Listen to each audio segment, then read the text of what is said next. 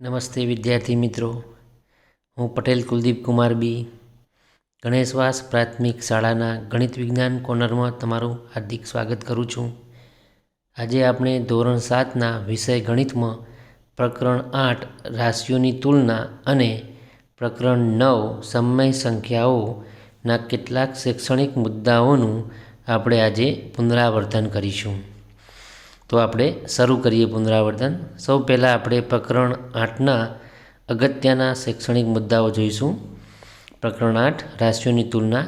સૌથી પહેલાં આપણે સમાન ગુણોત્તર વિશે અભ્યાસ કરીશું। સમાન ગુણોત્તર એટલે એવા ગુણોત્તર કે જેમની કિંમત સમાન હોય, બંને ગુણોત્તરોની કિંમત સમાન હોય એવા ગુણોત્તરોને સમાન ગુણોત્તર કહેવાય। એવું એક ઉદાહરણ આપણે એક જોઈએ। 4/3 સમાન હોય તેવો ગુણોત્તર નીચેનામાંથી કયો છે? 4/3 સમાન હોય તેવો ગુણોત્તર નીચેનામાંથી કયો છે? 4/3 સમાન ગુણોત્તર આપણે શોધવા માટે 4/3 વારા પરથી પહેલાં 2 ગુણીએ, પછી 3 ગુણીશું। 4 દુ 8 અને 3 દુ 6, 8/6 આવો કોઈ ગુણોત્તર આપણને આપ્યો છે? વિકલ્પમાં જોઈએ તો સીમાં છે। તો 8/6 એ 4/3 સમાન ગુણોત્તર થયો, કેમ કે 8/6 આપણે અતિ સંક્ષિપ્ત રૂપ આપીએ તો 8 એટલે 4 દુ 8 અને 6 એટલે 3 દુ 6, 2 એકા 2 ઉડશે એટલે વધશે 4/3, એટલે 8/6 કિંમત 4/3 જ છે। એટલે 4/3 સમાન હોય તેવો ગુણોત્તર 8/6 છે। એવું એક આપણે ઉદાહરણ બીજું જોઈએ। 3/2 સમાન હોય તેવો ગુણોત્તર કયો છે? તો આગળના દાખલાની જેમ જ 3/2 પહેલાં આપણે 2 વડે ગુણીએ, ઉપર નીચે અંશ અને છેદમાં સમાન સંખ્યા વડે ગુણવાનું। પહેલાં 2 લઈએ, 3 દુ 6, નીચે 2 દુ 4, આવો કોઈ ગુણોત્તર આપણને આપ્યો છે વિકલ્પમાં? તો જોતાં આપણને જણાશે કે કોઈ આપ્યો નથી। તો હવે આપણે ઉપર નીચે 3 ગુણીએ, 3/4 એને આપણે હવે 3 ગુણીએ, 3 તેરી 9 અને 2 ધરી 6, 9/6 આવો ગુણોત્તર આપણને વિકલ્પ બીમાં આપ્યો છે। 9 એટલે 3 તરી 9, 6 એટલે 2 તરી 6, 3 3 ઉડી જશે એટલે પાછા 3/2, એટલે 9/6 કિંમત 3/2 જ છે। એટલે 3/2 અને 9/6 એ સમાન ગુણોત્તર કહેવાય। તો આ રીતે આપણે કોઈ અપૂર્ણાંક આપ્યો હોય તો એનો સમાન ગુણોત્તર આપણે આ રીતે શોધી શકાય। આગળ આપણે બીજા દાખલા જોઈએ। ગુણોત્તર શોધો। ઉદાહરણ 3, 3 કિમીનો 300 મીટર સાથે ગુણોત્તર શોધો। અહીંયા અંતરનો આપણે ગુણોત્તર શોધવાનું કીધું છે। કિલોમીટર અને મીટર એ અંતરના એકમ છે। અહીં અંતરના એકમ જુદા જુદા છે, એટલે સૌ પહેલાં ગુણોત્તર શોધવો હોય તો અંતરના એકમો સમાન કરવા પડે, એટલે આપણે કિલોમીટરને મીટરમાં ફેરવીશું। તો સૌ પ્રથમ બંને અંતરોને એક એકમમાં લખીએ તો 3 કિલોમીટર બરાબર મીટરમાં ફેરવીએ તો 3 ગુણ્યા 1000 કરવું પડે તો મીટરમાં એ ફેરવાઈ જાય, કેમ કે 1000 મીટર એટલે 1 કિલોમીટર, એટલે કિલોમીટરને મીટરમાં ફેરવવું હોય તો આપણે 1000 વડે ગુણવું પડે। 3 ગુણ્યા 1000 એટલે 3000 મીટર। હવે જે ગુણોત્તર આપણને શોધવાનો કહ્યો તે લખીએ કે 3 કિમીનો 300 મીટર સાથે ગુણોત્તર। 3 કિમીની જગ્યાએ આપણે 3000 લખીશું તો બરાબર કરીને 3000 મીટરનો 300 મીટર સાથેનો ગુણોત્તર। ગુણોત્તર એટલે ભાગાકાર। આગળ જે સંખ્યા છે એ આપણે ઉપર લખીશું, 3000 મીટર ભાગ્યા 300 મીટર। 0 આપણે ઉપર નીચે ઉડાડીશું તો 30/3 વધશે। 30/3માં 3 દાન 30 આપણે છેદ વડે અંશ ઉડશે એટલે જવાબ આવશે 3/1, નીચે 1 વધશે। ગુણોત્તરની નિશાની સ્વરૂપે લખીએ તો 10/1 થશે આ ગુણોત્તર, આ રીતે, અને જેમ વંચાય ગુણોત્તરની એ નિશાની છે। આવી જ રીતે આપણે બીજો એક ગુણોત્તર શોધીએ, રૂપિયા અને પૈસાનો। કિંમતના એકમો આપ્યા છે રૂપિયા અને પૈસા।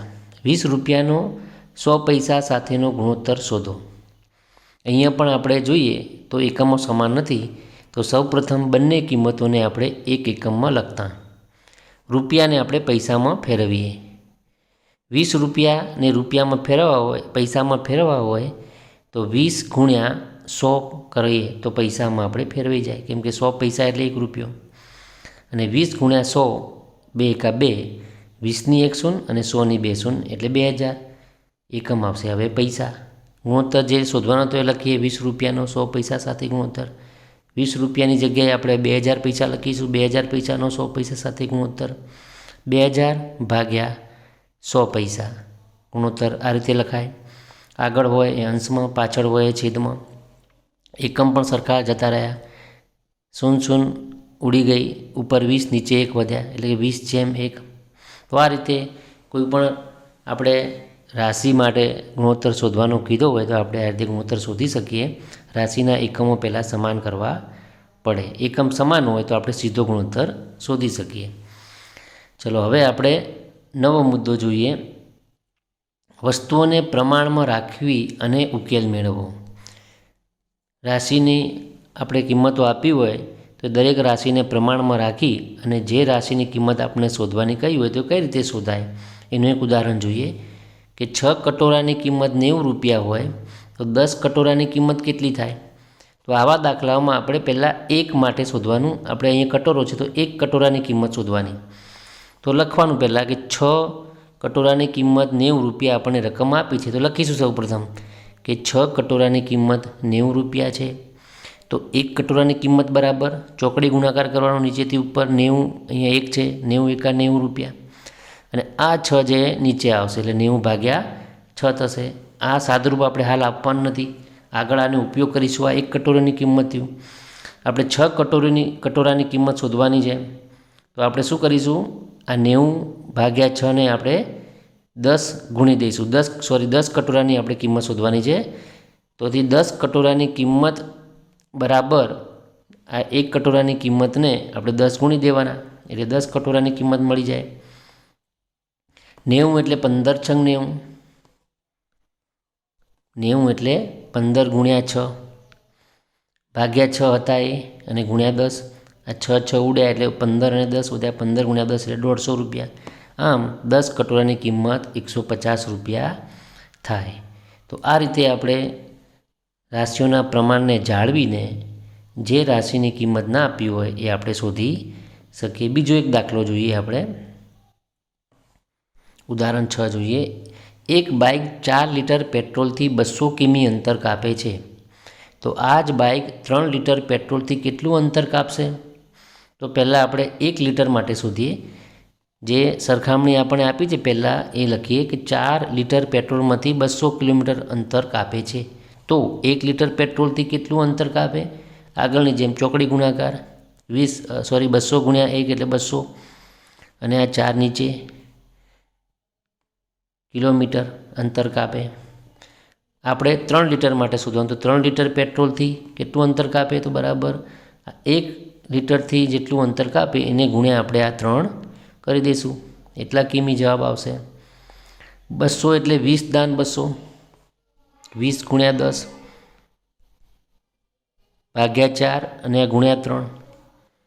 4 પંચું 20, 5 દાન 50 થશે અને આ 3. 20 ગુણ્યા 10 એટલે 200 ભાગ્યા 4, 4 પંચું 20, 5 દાન 50 અને આ 3 ગુણાકારમાં. આગળ આપણે 50 ગુણ્યા 3 કરીએ તો 5 તરી 15 અને આ 50ની 0 તો 150 કિમી. આમ 3 લીટર પેટ્રોલથી 150 કિલોમીટર અંતર આ જ બાઇક કાપશે. તો આ રીતે આપણે દાખલા ગણી શકીએ આવા. હવે અપૂર્ણાંક સંખ્યાઓને ટકામાં ફેરવવી. કોઈ આપણે અપૂર્ણાંક સંખ્યાઓ આપી તો ટકામાં કેવી રીતે ફેરવાય? તો એનું ઉદાહરણ 7 જોઈએ. 3/4 ટકામાં ફેરવો. તો જે ઉકેલ આપણે લખીશું અને જે અપૂર્ણાંકને આપણે ટકામાં ફેરવવાની હોય એ અપૂર્ણાંક લખવાનો પહેલાં 3/4 બરાબર. હવે એક અપૂર્ણાંક એવી જ લખી દો. ટકામાં ફેરવવા આપણે ટકા 100 હોય એટલે 100 વડે ગુણવાનું. 100 વડે ગુણી એટલે ટકાની નિશાની પણ મૂકી દેવાની. 100 એટલે 25 ચોગુ 100. નીચે 4 છે એટલે એવો ઘડિયો શોધ્યો કે એમાં 4 આવતા હોય એટલે 4 ઉડી જાય. શું વધ્યું? 3 અને 25, 25 તરી 75%. 3/4 એટલે 75%. બીજો એક દાખલો આવો જોઈએ, 4/5 ટકામાં ફેરવો. તો 4/5 બરાબર 4/5 ગુણ્યા 100 અને ટકાની નિશાની ગુણી દો. હવે અહીંયા નીચે છેદમાં 5 છે તો 100નો આપણે અવયવ લખીશું 20 ગુણ્યા 5, જેથી 5 5 ઉડી જશે, વધશે 4 અને 20, 20 ચોક 80 થશે. તો 80%, 4/5 ટકામાં ફેરવીએ તો આપણને 80% મળશે. તો આ રીતે અપૂર્ણાંકને આપણે ટકામાં ફેરવી શકાય. હવે દશાંશ અપૂર્ણાંક આપ્યો એને ટકામાં કઈ રીતે ફેરવા એ જોઈએ. એનું એક ઉદાહરણ જોઈએ. 0.05ને ટકામાં ફેરવો. તો 0.05 ટકામાં ફેરવવા 100 વડે ગુણી દઈશું અને ટકાની નિશાની. હવે 0.05ને આપણે અપૂર્ણાંક સ્વરૂપે ફેરવીએ તો દશાંશ ચિહ્નની નિશાની આપણે કાઢી દઈએ તો આપણને 0.05માં દશાંશ ચિહ્નની નિશાની કાઢીએ તો 0.05 વંચાય, નીચે 1 છેદમાં મૂકવાના. દશાંશ સ્થળ કેટલા હતા? 2 હતા, તો 2 શૂન્ય નીચે મૂકીશું કે 0.05 એટલે 0.05 ભાગ્યા 100 અને આ 100 હતા તે જ. આ 100 ઉડી ગયા, શું વધ્યું? 0.05 એટલે 5%. તો આ રીતે આપણે 0.05ને ટકામાં ફેરવી શકાય. આ રીતે 0.04 હોય તો આપણે 0.04ને આપણે 100% વડે આ રીતે ગુણવાનું, જેમ આ દાખલામાં ગણ્યું એ રીતે ગુણવાનું. દશાંશ ચિહ્ન કાઢો એટલે 0.04 ભાગ્યા 100 થાય અને ગુણ્યા 100%. 100 ઉડી ગયા એટલે શું વધશે? 0.04 એટલે 4%. તો આ રીતે 0.04ને પણ ટકામાં ફેરવી શકાય. 0.25 હોય, 0.50 હોય, 2.5 હોય, વગેરે જેવી સંખ્યાઓને આપણે આ રીતે ટકામાં ફેરવી શકીએ. હવે આપેલ ટકાને દશાંશ અપૂર્ણાંકમાં ફેરવો. ટકા આપ્યા હોય તો એને દશાંશ અપૂર્ણાંકમાં કેવી રીતે ફેરવાય? જેમ કે 25%ને દશાંશ અપૂર્ણાંકમાં ફેરવો તો 25% બરાબર ટકાની નિશાની દૂર કરવાની છે, અપૂર્ણાંકમાં ફેરવવા તો 100 વડે આપણે ભાગવું પડશે. 25 ભાગ્યા 100 તો ટકાની નિશાની દૂર થશે. ટકામાં ફેરવવું હોય તો 100 ગુણવા પડે અને ટકામાંથી અપૂર્ણાંકમાં જવું તો 100 વડે ભાગવું પડે, ટકાની નિશાની દૂર થશે. હવે દશાંશ સંખ્યામાં આપણે એનું નિરૂપણ કરી દઈએ. 25 છે, આપણે નીચે 100 છે એટલે 2 શૂન્ય એટલે 2 સ્થળ જવા દઈએ અને આપણે દશાંશ ચિહ્ન મૂકીએ. આગળ કોઈ સંખ્યા નથી તો આપણે 0 મૂકીએ તો 0.25 આ જવાબ. તો આમ 25% બરાબર 0.25. તો આ રીતે ટકાને દશાંશ અપૂર્ણાંકમાં આપણે ફેરવી શકીએ. 11મો દાખલો જોઈએ. આપેલ સંખ્યાના ટકા શોધવા. કોઈ આપણને સંખ્યા આપી હોય એના માગેલા ટકા શોધવા હોય તો કઈ રીતે શોધ્યા? તો ઉદાહરણ આપણે એક જોઈએ. ઉદાહરણ 11 જોઈએ. 250ના 20% કેટલા થાય? તો 250ના 20% શોધવા હોય તો 250 ને ગુણ્યા 20 કરવા પડે. 250 ગુણ્યા 20% કરવા પડે એટલે ગુણાકારની નિશાની આવશે અને ટકાની નિશાની દૂર કરીશું એટલે છેદમાં 100 આવશે. એટલે 250ના 20% એટલે બરાબર 250 ગુણ્યા 20 ભાગ્યા 100. આ 1 1 0 બંનેમાંથી ઉડશે, વધશે 25 અને 2 એટલે 25 ગુણ્યા 2, 25 × 50. આમ 250ના 20% એટલે 50 થાય. આવો જ એક બીજો દાખલો નીચે જોઈએ. 120ના 15% કેટલા થાય? તો 120ના 15% બરાબર 120 ગુણ્યા 15, ટકાની નિશાની દૂર કરીએ એટલે ભાગ્યા 100. 1 0 ઉડશે. હવે 12 એટલે 6 દુ 12, નીચે 10 એટલે 5 દુ 10 લખીશું અને આ 15 એમને 2 2 ઉડી જશે અને 5 તરી 15. શું વધશે? 6 ગુણ્યા 3, 6 ગુણ્યા 3 એટલે 18, 6 તરી 18 થાય. આમ 120ના 15% એટલે 18 થાય. તો આ રીતે આપણે કોઈ સંખ્યા આપી હોય એના માગેલા ટકા શોધવા હોય તો આ રીતે આપણે શોધી શકીએ. હવે નફો કે ખોટ ટકામાં શોધવો. નફો કે ખોટ આપી હોય તો ટકામાં કઈ રીતે શોધાય? તો એક ઉદાહરણ જોઈએ કે બગીચામાં વપરાતી ખાતર 250 રૂપિયામાં ખરીદી અને તેને 200માં વેચી તો કેટલા ટકા નફો કે ખોટ જાય? અહીંયા નફો થાય છે, ખોટ એ કીધું નથી એટલે આપણે પહેલાં તો નફો થાય છે ખોટ એ નક્કી કરવું પડે. નફો થાય કે ખોટ એ પાછું ટકામાં શોધવાનું છે. એટલે પહેલાં રૂપિયામાં નફો કે ખોટ શોધવી પડશે, પછી ટકામાં, અને સૌથી પહેલાં નફો થાય છે ખોટ એ નક્કી કરવું પડે. અહીંયા ખરીદી કિંમત 250 રૂપિયા, વેચાણ કિંમત 200 રૂપિયા. વેચાણ કિંમત નાની છે, ખરીદ કિંમત મોટી છે, વેચાણ કિંમત ઓછી છે એટલે ખોટ જાય. ખોટ રૂપિયામાં શોધવી હોય તો મોટી કિંમત છે ખરીદ કિંમત, એમાંથી વેચાણ કિંમત આપણે બાદ કરીશું. ખરીદ કિંમત 250 રૂપિયા છે, એમાંથી 200 રૂપિયા બાદ કરીએ, વેચાણ કિંમત બાદ કરીએ તો 50 રૂપિયા જવાબ આવશે. હવે આ ખોટ જે મળી રૂપિયામાં એને ટકામાં ફેરવીએ તો ખોટના ટકા બરાબર ખોટ રૂપિયામાં શોધી દે એટલે ખોટ રૂપિયામાં ભાગ્યા ખરીદ કિંમત ગુણ્યા 100%ની નિશાની 100 ગુણ્યા એટલે ટકામાં ફેરવાઈ જશે. હવે ખોટ રૂપિયામાં આપણને 50 મળી, ખરીદ કિંમત 250 હતી અને આ ગુણ્યા 100 અને ટકાની નિશાની 1 શૂન્ય ઉડી ગઈ. સોરી, આ શૂન્ય નહીં ઉડાડીએ આપણે, આ શૂન્ય ઉડી ગઈ, 100ની શૂન્ય અને 250ની, અને આ 25 દુ 50 થઈ ગયા, વધ્યું 2 ગુણ્યા 10, 2 દાન 20%, એટલે 20% આપણને ખોટ જાય. તો આ રીતે આપણે ખોટ કે નફો ટકામાં શોધી શકીએ. આવો જ એક બીજો દાખલો જોઈએ. રામે એક કબાટ ₹2500માં ખરીદ્યું અને 3000 રૂપિયામાં વેચ્યું, તો કેટલા ટકા નફો થાય? અહીંયા નફો આપણને કયો જ છે એટલે નફો જ સીધો શોધીશું. ખોટ શોધવાની જોવાની જરૂર જ નથી, રકમ જ નફો થાય છે એવું લખેલું છે. ના લખ્યું હોય તો આપણે નક્કી કરવું પડે પહેલાં. અહીંયા નફો થાય છે, નફો બરાબર મોટી કિંમત હશે વેચાણ કિંમત એટલે જ નફો થાય, એટલે વેચાણ કિંમતમાંથી ખરીદ કિંમત બાદ કરીએ તો નફો મળે. વેચાણ કિંમત છે 3000, ખરીદ કિંમત 2500 બાદ કરી દો અંદરથી તો વધશે 500 રૂપિયા. ઊભી બાદબાકી કરવાની, ના ફાવે તો આડી બાદબાકી, ખ્યાલ ના આવે તો આ રીતે એકમ નીચે એકમ, દશક નીચે દશક, સોના સ્થાનમાં સોનું સ્થાન, હજારના સ્થાનમાં હજારનું સ્થાન, શૂન્યમાંથી શૂન્ય જાય તો શૂન્ય, શૂન્યમાંથી શૂન્ય જાય તો શૂન્ય. અહીંયા દસકો લેવો પડશે એટલે 10, 10 વત્તા શૂન્ય એટલે 10, 10માંથી 5 જાય તો 5, 2માંથી 2 જાય તો 0, એટલે 500 રૂપિયા આપણને નફો થાય છે. આ નફાને આપણે ટકામાં ફેરવીએ, નફો ટકામાં તો નફો રૂપિયામાં શોધ્યો તે ભાગ્યા ખરીદ કિંમત અને ગુણ્યા 100 કરીએ તો ટકામાં ફેરવી જાય, ટકાની નિશાની. નફો 500 રૂપિયા લખીએ, ખરીદ કિંમત જે હતી, નફો જે શોધ્યો તે 500 રૂપિયા આવે અને નીચે ખરીદ કિંમત હતી 2500 રૂપિયા એ લખીએ અને ગુણ્યા 100 હતા એ. હવે અંશ અને છેદ જોઈએ તો આપણે અહીંયા 2 શૂન્ય ઉડશે 500ની અને 2500ની, અને 5 5 25, અને આ 5 વડે 20 5 100 થશે એટલે 20% જવાબ આવશે, એટલે 20% નફો થશે રામને. તો આ રીતે નફો કે ખોટ આપણે ટકામાં શોધી શકાય. હવે સાદા વ્યાજ પરના દાખલા. એક ઉદાહરણ જોઈએ કે મીના 3 વર્ષ માટે 12000 રૂપિયા 12%ના વ્યાજના દરે લે છે, તો 3 વર્ષના અંતે મીનાએ કેટલું વ્યાજ મુદ્દલ ચૂકવવું પડે? કોઈ પણ આપણે ઉછીના પૈસા લઈએ કોઈકની પાસેથી માગીને, એને સાદા વ્યાજે પૈસા લીધા કહેવાય, વ્યાજે પૈસા લીધા કહેવાય. એના માટે જ્યારે આપણે છેલ્લે ચૂકવવા જઈએ ત્યારે વ્યાજ ચૂકવવું પડે અને મુદ્દલ પણ ચૂકવવી પડે. મુદ્દલ એટલે આપણે જે રૂપિયા લીધા હતા તે. વ્યાજ મુદ્દલ એટલે મુદ્દલ વત્તા વ્યાજ, મૂળ રકમ વત્તા વ્યાજનો સરવાળો. અહીંયા વ્યાજ નથી આપણી પાસે એટલે વ્યાજ પહેલાં શોધીશું, એટલે આપણે વ્યાજ પહેલાં શોધવું પડશે. વ્યાજ શોધવા માટે આપણે કિંમતો લખી દઈએ.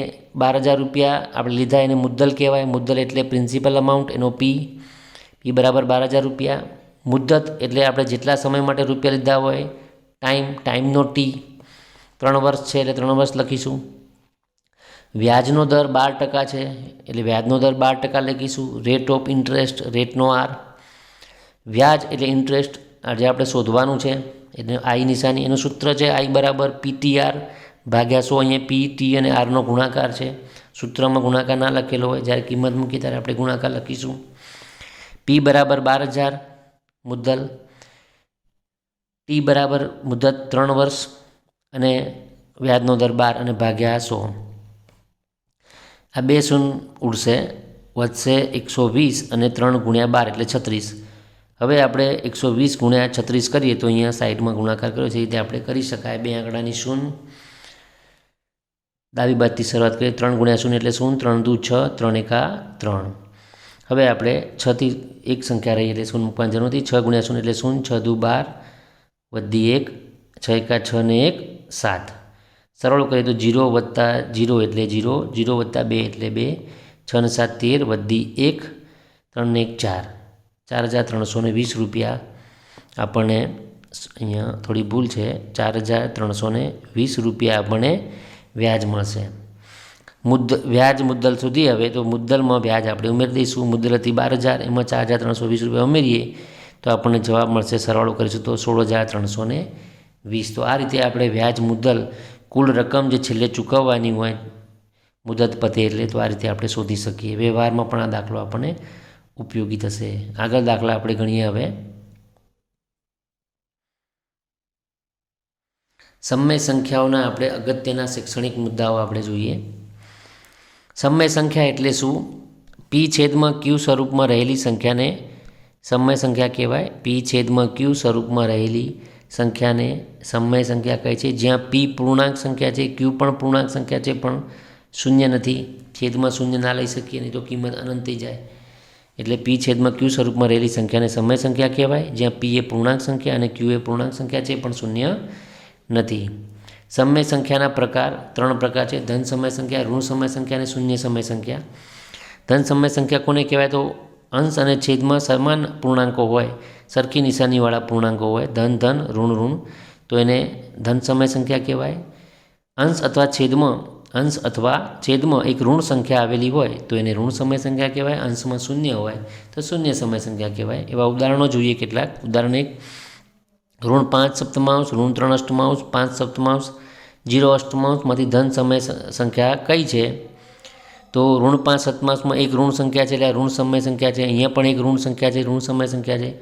અહીંયા બંને ધન છે, એટલે ધન સમય સંખ્યા કહેવાય. આ શૂન્ય સમય સંખ્યા છે, એટલે જવાબ આવશે 5 સપ્તમાંશ એ ધન સમય સંખ્યા છે. બીજો એક દાખલો આવો જોઈએ આપણે. ઉદાહરણ 2: ઋણ 9 ઋણ 5 પંચમાંશ, ઋણ 9 ઋણ 5 માંશ 2/3, ઋણ 2/3માંથી કઈ સંખ્યા ઋણ સમય સંખ્યા છે? તો અહીંયા આ બંને સંખ્યામાં નિશાની સરખી છે, બંને સમાન પૂર્ણાંકો છે.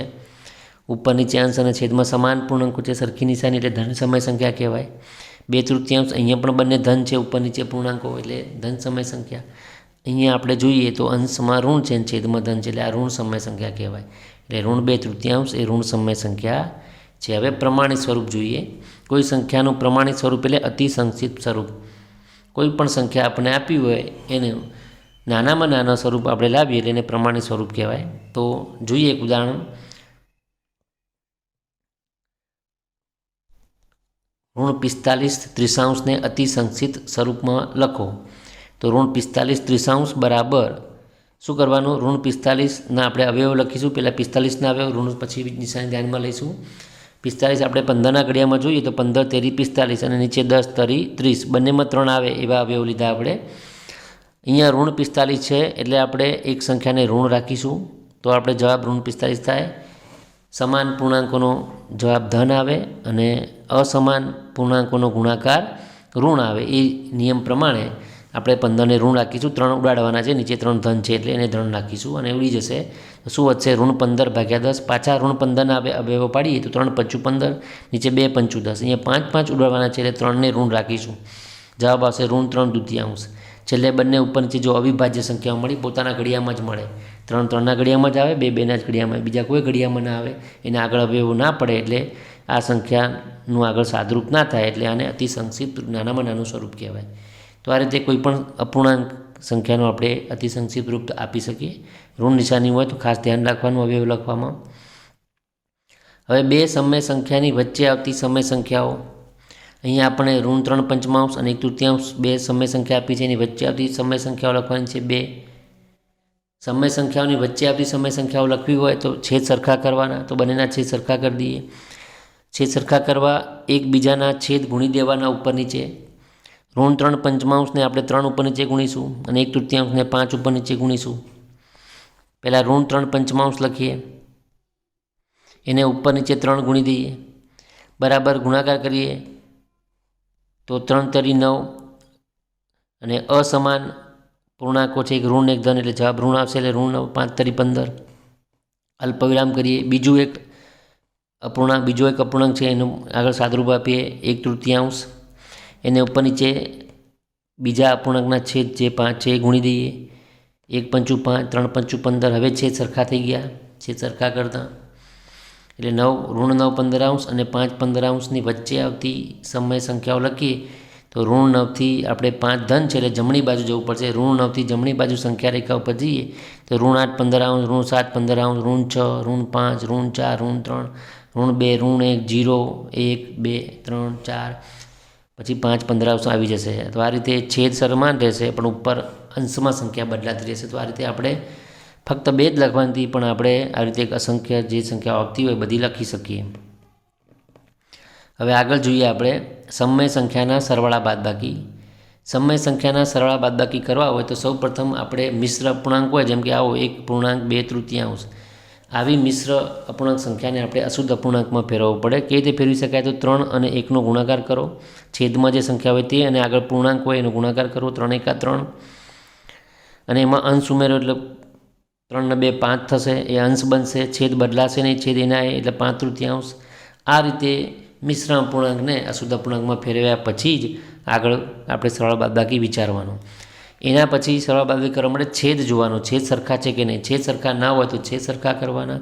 છેદ સરખા થઈ જાય તો સમછેદી અપૂર્ણાંક પ્રમાણે આગળ આપણે ધોરણ 6 અને 7માં સમછેદી અપૂર્ણાંકોના સરવાળા કરેલા છે એ પ્રમાણે આપણે સરવાળા બાદબાકી કરીશું. ને યાદ રાખજો, સરવાળા બાદબાકી ફક્ત અંશની થાય, છેદમાં સમાન જે છેદ હોય એ જવાબ સુધી આવશે. અહીંયા આપણે એક ઉદાહરણ જોઈએ, 2/3 વત્તા 3/3. અહીંયા મિશ્ર અપૂર્ણાંક નથી, બંને અશુદ્ધ અપૂર્ણાંક છે, પણ છેદ સરખા નથી તો છેદ સરખા કરીએ. રકમ લખીએ પહેલાં, 2/3 વત્તા 3/3 બરાબર 2/3 લખી દઈએ પહેલાં. બીજા અપૂર્ણાંકનો છેદ છે ઉપર નીચે ગુણીએ, વત્તા 3/3 લખીએ.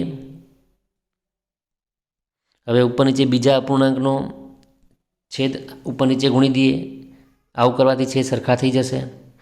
ગુણાકાર કરો, 2 દુ 4, 3 દુ 6, 3 તેરી 9, 2 તરી 6, વચ્ચે વત્તા તો વત્તા, નિશાનીમાં ભેર ના થાય, વત્તાનું ગુણ્યા, ગુણ્યાનું વત્તા ના થાય. જે નિશાની પ્રશ્નમાં હોય એ પ્રમાણે આગળ વધવાનું.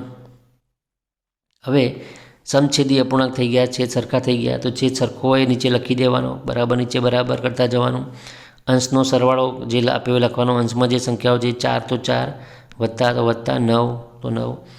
નિશાની પણ ધ્યાનમાં લેવાની, પૂર્ણાંકો ધન છે કે ઋણ એ પ્રમાણે લખવાનું. હવે અંશના સરવાળા 4 વત્તા 9 એટલે 13 થશે અંશનો સરવાળો, બરાબર છે બરાબર, અને 6 આ જવાબમાં આવશે. અહીંયા અંશ મોટો છે એટલે આપણે એને મિશ્ર અપૂર્ણાંકમાં ફેરવી શકીએ. કઈ રીતે ફેરવાય? તો છેદ લખી દો થોડી જગ્યા રાખીને. 6નો ઘડીઓ બોલો ક્યાં સુધી? 13થી વધે ને ત્યાં સુધી. 6 × 6, 6 દુ 12, 6 તરી 18 વધી ગયા એટલે 6 દુ 12, 12 થયા. 13 થવામાં કેટલા ખૂટ્યા? 1, તો 1 અહીંયા ઉપર આવશે. 2.1/6 આ જવાબ. તો આ રીતે આપણે એને મિશ્ર અપૂર્ણાંકમાં ફેરવી શકીએ. આ થયો સરવાળો. હવે એક બાદબાકી જોઈએ આપણે, 3/4 ઓછા 1/5. અહીંયા પણ છેદ સરખા નથી તો છેદ સરખા કરીએ આપણે પહેલાં. એકબીજાના છેદ ગુણી દઈશું, રકમ લખીએ, બરાબર 3/4. આ છેદ ઉપર નીચે ગુણીએ, ઓછા, હવે આ પૂર્ણાંક લખીએ અને આ છેદ ઉપર નીચે ગુણી દઈએ, ગુણાકાર કરી દઈએ. 3×5 = 15, 4×5 = 20, બરાબર નીચે બરાબર, ઓછા નીચે ઓછા, 1 × 4, 5 × 20. છેદ સરખા થઈ ગયા લખી દઈએ 20. ઉપર પૂર્ણાંકો જે હોય લખીશું, નિશાની વચમાં જે હોય તે, ઋણ તો ઋણ. હવે આ બાદબાકી અંશની કરી દઈશું. 15માં 4 જાય તો 11 અને છેદમાં 20, 11/20. અહીંયા ઉપર અંશ નાનો છે છેદ કરતાં એટલે આ જવાબ. આગળ આપણે મિશ્ર અપૂર્ણાંકમાં ફેરવી શકીએ નહીં. હવે આપણે સમય સંખ્યાના ગુણાકાર સમજીએ. ઉદાહરણ 7, 3 × -5/6 ગુણાકાર કરો. અંશ સાથે અંશનો ગુણાકાર થશે, 3 × -5. છેદમાં એકલા 6 જ છે, અહીંયા કોઈ સંખ્યા નથી એટલે 6 જવાબમાં આવશે એમને એમ. 3 × -5 કરીએ તો -15 થાય, 3×5 = 15. એક ઋણ છે અને એક ધન છે એટલે અસમાન પૂર્ણાંકોનો ગુણાકારનો જવાબ ઋણ આવે. -15/6. અહીંયા અંશ મોટો છે એટલે એને મિશ્ર અપૂર્ણાંકમાં ફેરવી શકાય. છેદ છે લખી દો થોડી જગ્યા રાખીને. 6નો ઘડીઓ બોલો 15થી વધેના ત્યાં સુધી. 6 × 6, 6 દુ 12, 6 તરી 18 વધી ગયા એટલે 6 દુ 12. 15 થવામાં કેટલા ખૂટ્યા? 6 દુ 12 થયા, 3 ખૂટ્યા એટલે 3 ઉપર આપણે લખીશું. અહીંયા ઋણ સંખ્યાથી અંશમાં એટલે આપણે ઋણ પૂર્ણાંક લખીશું આગળ. -2.3/6 આ જવાબ. આ જ રીતે આપણે બીજું એક ઉદાહરણ જોઈએ, 4/7 ગુણ્યા -2. આ પૂર્ણાંક સંખ્યા આગળ ગુણીથી અહીંયા પાછળ ગુણી છે, તો પણ એ જ રીતે અંશ સાથે અંશનો ગુણાકાર, છેદમાં એક જ સંખ્યા હોય લખી દેવાની. 4 × -2 કરીએ તો 4 દુ 8 થાય. એક ઋણ ને એક ધન સંખ્યા અસમાન પૂર્ણાંકોનો ગુણાકાર ઋણ જવાબ આવે એટલે -8. 7 નીચે હતા તે અહીંયા ફરીથી 8 7 કરતાં મોટા છે એટલે એને મિશ્ર અપૂર્ણાંકમાં આપણે ફેરવી શકીએ, ઋણ નિશાની ધ્યાનમાં ના લઈએ તો. તો આપણે એ રીતે ફેરવીશું. 7 લખી દઈએ છેદમાં થોડી જગ્યા રાખીને બરાબર કરીને. 7નો ઘડિયો 8થી વધે ત્યાં સુધી 7 એકા 7, 7 દુ 14 વધી ગયા એટલે 7 એકા 7. 1 ખૂટ્યો એટલે આપણે અંશમાં 1 આવશે અને ઋણ પૂર્ણાંક છે એટલે આપણે ઋણ લખી દઈશું. તો ઋણ 1 આપણો જવાબ મળશે. આગળ આપણે એક છેલ્લો ગુણાકાર જોઈએ. બંને અપૂર્ણાંક છે. અપૂર્ણાંક હોય બંને તો અંશનો અંશ સાથે ગુણાકાર, છેદનો છેદ સાથે ગુણાકાર. આ રીતે બરાબર કરીને ઋણ 6 ગુણ્યા 9 નીચે 5 ગુણ્યા 11. ઋણ 6 ગુણ્યા 9, 9 છંગ 54. એક ઋણ અને એક ધન. નિશાની અલગ અલગ અસમાન નિશાનીવાળા પૂર્ણાંકોનો ગુણાકાર ઋણ આવે. નીચે 5 11 એટલે 11 પંચું 55. ઉપર અંશ નાનો છે એટલે આપણે અહીંયા મિશ્ર અપૂર્ણાંકમાં ફેરવી શકીશું નહીં. હવે સમય સંખ્યાના ભાગાકાર. સમય સંખ્યાના ભાગાકાર કરવા માટે આપણે પહેલાં તો વ્યસ્ત એટલે શું ખ્યાલ હોવો જોઈએ. યાદ રાખવાનું કે કોઈ પણ સમય સંખ્યાના તેમના વ્યસ્ત સાથેનો ગુણાકારની કિંમત 1 થાય. કોઈ પણ આપણે સમય સંખ્યા લઈએ એની વ્યસ્ત સાથે ગુણાકાર કરીએ તો 1 કિંમત થાય. એટલે સમય સંખ્યાનો વ્યસ્ત શોધવા માટે એવી સંખ્યા લેવી પડે બીજી કે જેથી ગુણાકાર 1 થાય. જેમ કે આપણે અહીંયા ઋણ 2/3 લઈએ એની વ્યસ્ત સંખ્યા લેવી હોય તો જવાબ 1 ક્યારે આવે? અંશ અને છેદ ઉડે એવી સંખ્યા લેવી પડે. આ 3 ઉપર લઈએ અને ઋણ 2 નીચે લઈએ તો આ ઋણ 2 ઉડે ને 3 ઉડી જાય તો 1 જવાબ આવે. એટલે ઉલટાવી દેવાની સંખ્યા. ઋણ 2/3 વ્યસ્ત સંખ્યા થશે. આ 3 ઉપર જશે અને ઋણ 2 નીચે. આ એની વ્યસ્ત સંખ્યા થઈ. એ રીતે 3ની વ્યસ્ત સંખ્યા થાય. 3 એટલે 3/1. 1 ઉપર જશે 3 નીચે એટલે 1/3. આ બેનો ગુણાકાર કરો તો 3 ઉડી જાય, 1 ઉડી જાય એટલે 1 જવાબ વધશે. એટલે આ રીતે ઉલટાવી દેવાની સંખ્યા. 1/7 વ્યસ્ત સંખ્યા જોઈએ તો 7 ઉપર જશે, 1 નીચે આવશે. નીચે 1 લખીએ એટલે ભાગાકાર કરવાથી 1થી કોઈ ફેર ના પડે એટલે 7 જવાબ આવશે. તો આ રીતે વ્યસ્ત સંખ્યા આપણે કરી શકીએ. ભાગાકાર કરવા માટે આપણે કોઈ પણ બે સમય સંખ્યાનો ભાગાકાર એટલે જે સમય સંખ્યાનો આપણે બીજી સમય સંખ્યા વડે ભાગવાની હોય એ ભાગવાની સમય સંખ્યાને આપણે વ્યસ્ત વડે ગુણવું એટલે ભાગાકાર કહેવાય. એટલે આપણે ભાગાકારને ગુણાકારમાં ફેરવીશું અને જે સંખ્યા વડે ભાગવાનું છે એ સંખ્યાનો વ્યસ્ત કરી દઈશું. અહીંયા એક ઉદાહરણ જોઈએ. ઋણ 4/2/3 ભાગાકાર કરો તો બરાબર કરીને પહેલાં રકમ લખી દઈએ. ઋણ 4/2/3 બરાબર ઋણ 4 એમને ભાગાકારને આપણે ગુણાકારમાં ફેરવીશું અને 2/3 વ્યસ્ત સંખ્યા થશે 3/2. 3 ઉપર જશે, 2 નીચે આવશે. તો આ રીતે જે સંખ્યા વડે ભાગવાનું છે એ સંખ્યાના વ્યસ્ત વડે ગુણો એટલે ભાગાકાર જ થઈ જાય. હવે ઋણ 4 ગુણ્યા 3 થશે. અંશ સાથે અંશનો ગુણાકાર આપણે ઉપર કર્યો દાખલા ગણ્યા રીતે જ. અને 2 એક જ છે, અહીંયા કોઈ સંખ્યા નથી એટલે 2 એકલા નીચે. 2 દુ 4 થશે પણ ભાગાકારમાં પણ ગુણાકારની જેમ અસમાન નિશાનીવાળા પૂર્ણાંકોનો ભાગાકાર ઋણ થાય. ઉપર ઋણ છે, નીચે ધન છે સંખ્યા એટલે જવાબ ઋણ આવશે. ઋણ 2 ગુણ્યા 3 કે 3 દુ 6. પાછા ગુણાકારમાં પણ અસમાન નિશાનીવાળા પૂર્ણાંકો છે એટલે ગુણાકાર ઋણ આવશે. તો આ રીતે આપણે ગુણાકાર કરી શકીએ. તો સમય સંખ્યાઓ અને રાશિઓની તુલનામાં આ શૈક્ષણિક મુદ્દાઓ જે હતા અગત્યના એની ચર્ચા કરી છે આપણે. એની બરાબર તૈયારી કરજો. આ યુટ્યુબ વિડીયો વારંવાર જોજો વિદ્યાર્થી મિત્રો અને આ પ્રમાણે એકમ કસોટીના દાખલા ગણવાનો પ્રયત્ન કરજો અને શાંતિથી સારા અક્ષરે એકમ કસોટી નોટબુકમાં લખજો. સહેજ પણ ચેકચાક ના થાય. કસોટીમાં અંદર બધા જ શબ્દો આંકડાઓ વંચાય એવા વ્યવસ્થિત લખવાના. યોગ્ય જગ્યા છોડવાની, સ્પષ્ટ વંચાય એવું લખવાનું. જરૂર પડે તો નોટબુકનું કાગળ પણ આપણે અંદર મૂકી શકશો. અમે સ્ટેપલર મારી દઈશું અંદર, ચિંતા કરવાની નહીં તમારે. બરાબર, તો બધાને બેસ્ટ ઓફ લક. સારી તૈયારી કરજો અને તમે કસોટી લખશો.